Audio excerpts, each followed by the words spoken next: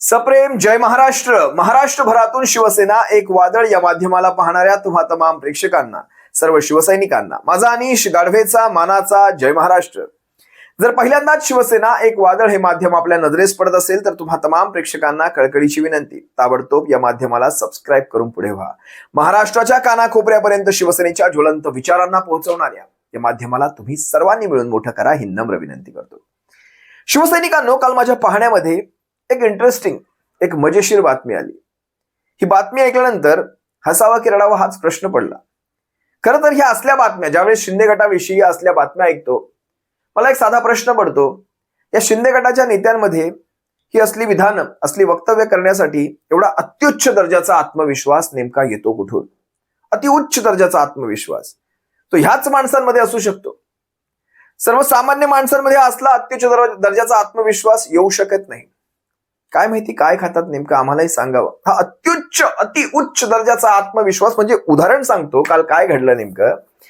बातमी अशी, संजय शिरसाट यांनी माध्यमांच्या पुढे येऊन सांगितलं, 2029 साली काय घडेल माहिती नाही, आम्ही शिंदे गट म्हणजे आम्ही वेगळी निवडणूक लढवू. वेगळी निवडणूक लढवू. मला एक प्रश्न पडतो, हे सोंग आणतात की ढोंग आणतात? यांना काही परिस्थिती माहिती नाही. भारतीय जनता पक्षाचा आशीर्वाद डोक्यावर आहे. भाजपा ठरवेल तोपर्यंत तुमच्या पक्षाचं, तुमच्या गटाचं अस्तित्व.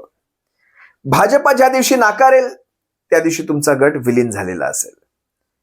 आज मला सांगा, भारतीय जनता पक्ष आज ज्या प्रकारे देशभरात निवडणुकांना सामोरा जातोय, ज्या प्रकारे त्यांचे सगळे किस्से कारनामे तुमच्या सर्वांसमोर आम्ही सकाळ दुपार संध्याकाळ ठेवतोय, तुमच्या शिवायही म्हणजे तुमच्या गटाला न स्थापन करताही भारतीय जनता पक्ष हा सत्तेत येऊ शकला असता. सगळ्याच्या सगळ्या जागा लढवून जो 148 149 काय जो आकडा आहे सत्ता स्थापनेचा, तो भारतीय जनता पक्ष एकट्याने म्हणजे तुम्हाला घेऊन, अजित पवारांना घेऊन, त्या टीका सहन करून, सगळ्या महाराष्ट्रातल्या शिवसैनिकांना अंगावर घेऊन तुम्हाला घेण्यामागचं भारतीय जनता पक्षाचं काही काय प्रयोजन असेल, त्याच्या मागे का तुम्हाला घेतला असेल, याची कदाचित तुम्हाला आज कारण कळणार नाहीत. पण भारतीय जनता पक्ष हा ब्रिटिशांच्याही 2 पावलं पुढे आहे. फोडा राज्य करा, दुफळी माजवा राज्य करा, आपलं हित साधेपर्यंत जवळ करा, गरज सरो वैद्य मरो, ही अनेक मराठीतल्या अनेक म्हणी या भारतीय जनता पक्षावर लागू होतात. आता देशभरामध्ये भारतीय जनता पक्षाचा डंका वाजतोय. 7वें आसमान पर म्हणतात. आणि ह्यांचं इथे काय चाललंय शिंदे गटाचं, 29 मध्ये आम्ही वेगळ्या निवडणुका लढवू.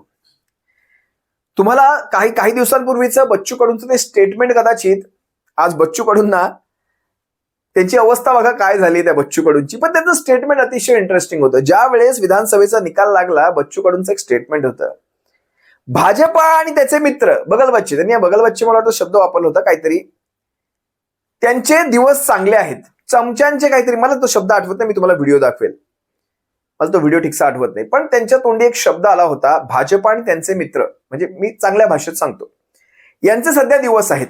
जो भाजपा सोबत असेल तो निवडून येणार. समजतंय तुम्हाला मी काय सांगतो? भाजपा सोबत जो असेल, मग भाजपा सोबत शेमडा पोरगा उभा करा, तो निवडून येणार. कसा येणार, काय येणार, हे काही वेगळं सांगायची गरज असेल तर सांगा मला, तुम्हाला वैयक्तिक मध्ये माझे तेही व्हिडिओ पाठवतो.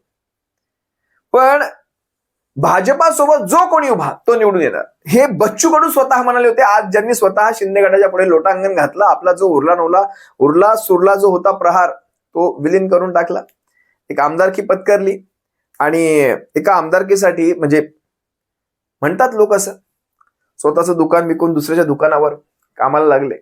लोक म्हणतात, मी नाही म्हणत, लोक म्हणतात. काय म्हणाले होते बघा एकदा बच्चू कडू. आता काय झालंय का, भाजप सोबत जे पक्ष राहील त्यांची सध्या चांदी आहे, कारण ईव्हीएम मशीन त्यांच्याजवळ आहे. त्यांना माहित आहे का, भाजप सोबत बसणं म्हणजे आपले नगरसेवक मत न भेटलं तरी आपण निवडून येतो. काय म्हणतायत बच्चू कडू? बच्चू कडू म्हणतायत, जो भारतीय जनता पक्षासोबत तो जिंकून येणार. आता कदाचित बच्चू कडूंनी आपले ते विचार बदलले, आपली तत्व बदलली, आपली निष्ठा बदलली, आपली ध्येय बदलली. बच्चू कडूंनी एका आमदारकीसाठी आपलं सारं काही गहाण टाकलं. म्हणजे अगदी छोटं का होईना पण त्या राज्याचे ते राजे होते. आता आपलं राज्य म्हणजे विकून टाकलं, फुकून टाकलं मी म्हणता येणार नाही, पण विकून टाकलं. कारण आमदारकी मिळाली. फुकून टाकलं म्हणजे काहीच नाही मिळालं, विकून टाकलं म्हणजे काहीतरी मिळालं. आपलं राज्य विकून टाकलं आणि ती 1000 2000 मनसबदारी स्वीकारली, ती सरदारकी स्वीकारली. आता फक्त मुजरे ठोकायची कामं. असो, माझा हा बच्चू कडू हा विषय नाही माझा आजचा. माझा विषय हा शिंदे गटातल्या एका नेत्याचा आहे. बरं, अधूनमधून ह्या नेत्यांची नावं बदलत असतात. फक्त कधी केसरकर होतात, कधी उदय सामंत होतात, अनेक नेते आहेत, कधी सरनाईक होतात. आता नाव आहे शिरसाटांचं. शिरसाटांची एक बातमी माझ्या पाहण्यामध्ये आली. त्या बातमीत शिरसाट म्हणतायत 2029 ला काय घडेल हे आज सांगता येत नाही. 2029 ला शिंदे गट हा भाजपापासून वेगळा जाऊन स्वतंत्र निवडणूक लढवू शकतो. स्वतंत्र. तुम्ही एका क्षणासाठी हा स्वतंत्र हा जो शब्द आहे ना खरा करून दाखवा. भाजपापासून वेगळं राहून दाखवा. आज तुमचे मुख्य नेते कदाचित स्ट्राईक रेटच्या गोष्टी करतील, तुम्हाला स्ट्राईक रेटचे आकडे दाखवतील. मला खरं खरं सांगायचं, हा भारतीय जनता पक्ष तुमच्यावर अवलंबून आहे का? आजही भारतीय जनता पक्षाला वाटलं एकट्याच्या हाती, एका हाती सरकार बनवायचंय. इकडून म्हणजे अजित पवार गटातून 30-35 आमदार तो असाच विलीन करून घेईल, इकडून शिंदे गटातून 30-35 आमदार असेच रांगा लावून बसलेले आहेत. कारण त्याच भारतीय जनता पक्षाच्या त्या आशीर्वादाने, आता कुठला आशीर्वाद हे मी बोलणार नाही, आशीर्वादाने आज हे दोनही पक्ष हे जिवंत आहेत.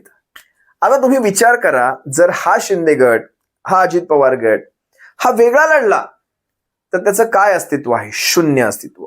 केंद्रामध्ये, पुन्हा सांगतो, केंद्रामध्ये नरेंद्र, राज्यामध्ये देवेंद्र हे जनक आहेत. भारतीय जनता पक्षातल्या ह्या दोन नेत्यांची नावं मी जी घेतली, हे जनक आहेत या एकनाथ शिंदेच्या गटाचे, एकनाथ शिंदेच्या पक्षाचे. ज्या दिवशी दोघांच्या मनातून हा गट संपलेला असेल त्या दिवशी विलिनीकरण झालेलं असेल आणि विषय संपला. आजही कोर्ट कोर्टासारखं वागलं, न्यायदेवता न्यायदेवतेसारखी वागली. कारण तुम्ही लक्षात घ्या, आजही कोर्ट फक्त तारखांवर तारखा देतंय. जर कोर्टाला खरंच कायद्याप्रमाणे जर कोर्ट वागलं असतं आणि खरंच कायदा शिवसेनेच्या विरोधातला असता तर सगळ्यात पहिला निकाल लागला असता आणि शिवसेनेच्या विरोधात लागला असता. पण तसं घडताना दिसत नाही. जर एकनाथ शिंदेची बाजू एवढी खमकी आहे, एवढी मजबूत आहे, एकनाथ शिंदे योग्य आहेत, एकनाथ शिंदेनी जे केलं व्यवस्थित केलं, कायद्याला धरून केलं, मग तो निकाल एकनाथ शिंदेच्या बाजूने का लागत नाही याचा काहीतरी विचार केलाय आपण? लावून टाका त्यांच्या बाजूने निकाल. तुमच्याकडे सगळी कायद्याची कलमं असतील, कलमाप्रमाणे तुमच्याकडे पुरावे असतील, त्या पुराव्यांमध्ये हे जर सगळं बसत असेल तर एकनाथ शिंदेचा पक्ष घोषित करून टाकावा. पण तेही घडताना दिसत नाही. याचं कारण स्पष्ट आहे. कायद्याप्रमाणे जर गेलो, पक्षांतरबंदी कायद्याचे नियम वापरले, पक्षाची घटना, पक्षाची संघटना आणि त्यानंतर विधिमंडळ, लेजिस्लेचर पक्ष या तिघांची ट्रिपल टेस्ट जी आहे ही जर केली गेली तर तत्कालीन परिस्थितीप्रमाणे एकनाथ शिंदे यांच्या गटाला कुठलंही अस्तित्व नाही, शून्य अस्तित्व. ना इलेक्शन कमिशन ऑफ इंडिया त्याच्यामध्ये पडू शकत, ना स्वतः कुठलाही राज्यपाल, ना कुठलाही विधानसभेचा अध्यक्ष याच्यामध्ये काही करू शकत. हे सगळं आभासी जग उभं केलेलं आहे. आभासी. याला कुठलीही बुनियाद, याला कुठलाही बेस, याला कुठलाही मूळ नाही, आधार नाही. बेबुनियादी आहे, याला काहीच आधार नाही. या गटाला कुठलंही अस्तित्व नाही. आज जे काही तुम्ही पाहताय ते सारं भारतीय जनता पक्षाचे, म्हणजे त्या दोऱ्या असतात हातामध्ये, अशा बाहुल्यांच्या त्या दोऱ्या असतात.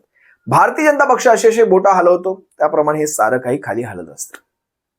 आज ज्या वेळेस त्याच भारतीय जनता पक्षाला बोलून दाखवलं जातं 29 मध्ये आम्ही वेगळी निवडणूक लढणार. तुम्हाला हा व्हिडिओ नक्कीच पाहायला हवा. शिरसाट काय म्हणतायत पहा. महायुतीत सारं काही अलबेल असल्याची चर्चा असतानाच शिंदे सेनेच्या एका मंत्र्यानं 2029 ला युती तुटणार असल्याचे संकेत दिलेत. भाजप शिंदे सेना युती खरंच तुटणार आहे का? मुख्यमंत्र्यांनी काय प्रतिक्रिया दिली आपण पाहूया. त्यावरचा एक स्पेशल रिपोर्ट.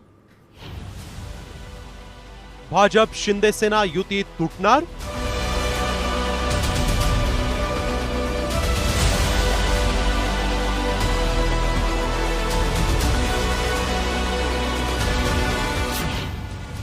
शिंदेंच्या शिलेदारानंच उघडले पत्ते.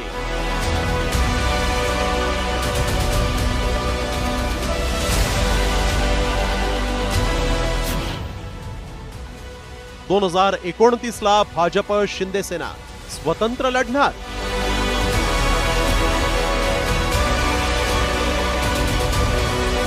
दोन 2024च्या विधानसभा निवडणुकीत महायुतीनं राज्यात चांगली कामगिरी केली. शिंदे सेनेनंही आपली ताकद सिद्ध करत विजयाचा गुलाल उधळला. मात्र आता चर्चा सुरू झाली आहे 2029च्या विधानसभा निवडणुकीची. शिंदे सेनेच्या शिलेदारानं 2029च्या निवडणुकीसंदर्भात मोठा गौप्यस्फोट केला. खरं तर 1995 पासून असणारी शिवसेना भाजप युती 2014 मध्ये जागा वाटपावरून पहिल्यांदा तुटली.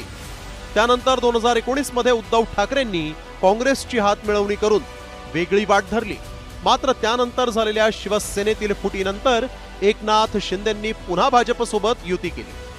पण आता 2029 मध्ये भाजप आणि शिंदे सेनेची ही युती टिकणार की फिसकटणार हाच प्रश्न आहे. आणि त्याला कारण ठरलंय शिरसाट यांनी केलेलं विधान. 29ला भाजप स्वबळावर लढणार का? लढू शकते ना. शिवसेना स्वबळावर लढेल का? लढू शकते. असं राजकारणामध्ये कोणताही काही बॉन्ड किंवा ॲग्रीमेंट नसतो की या येणारी निवडणूक आता आपण अशी लढणार आहोत तशी लढणार आहोत. राजकारणामध्ये कोणतंही शाश्वत असं राजकारण नसतं. म्हणून उद्या काय घडेल याचा अंदाज बांधणं कठीण असतं. म्हणून आपला जो पक्ष आहे तो पक्ष मजबूत करणं हाच त्याच्यावरचा एक इलाज आहे.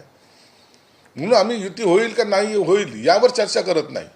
पक्ष मजबूतीवर आमची चर्चा असते.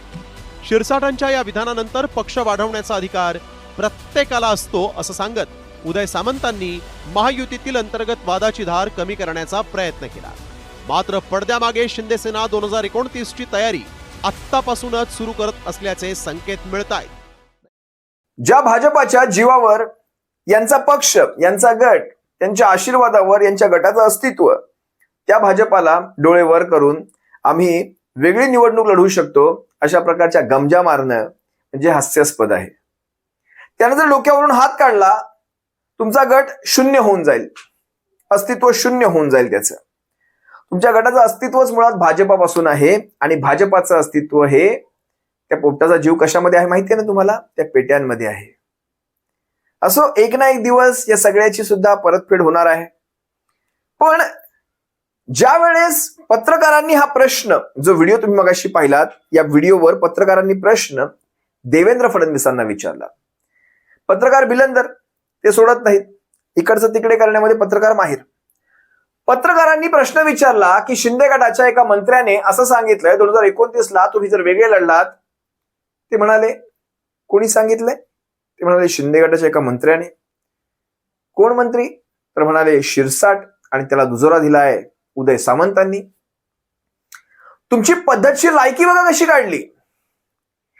म्हणजे जवळपास मंत्री, दोघही मंत्री, उदय सामंत असतील किंवा शिरसाट असतील, कॅबिनेट मंत्री एकनाथ शिंदेच्या पक्षाचे, तुम्ही स्वतःला शिवसेना म्हणवता.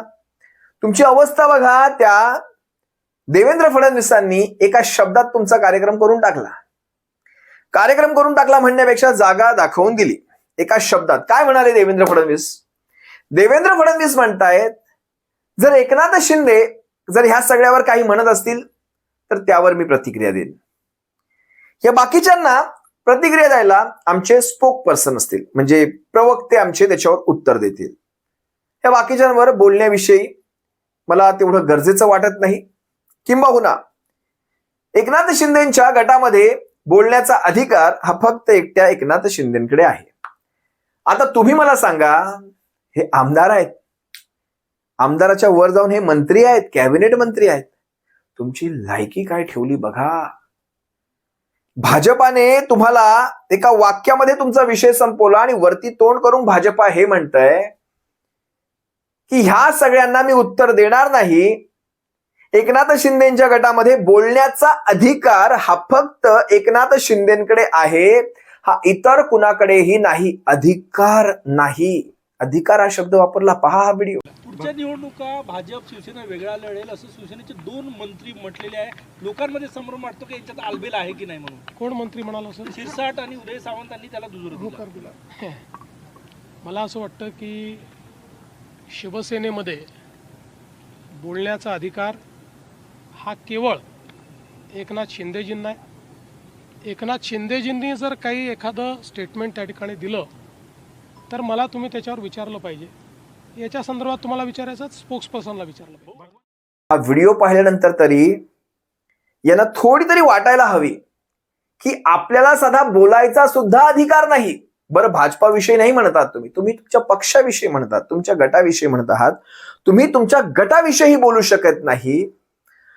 ही भाषा भारतीय जनता पक्षाचा माणूस करतोय. हा अधिकार तुम्हाला देणारा हा भारतीय जनता पक्षाचा माणूस कोण? हा माझा साधा आणि पहिला प्रश्न हा शिरसाटांना जातो की तुम्हाला त्याचा अधिकार नाही बोलण्याचा.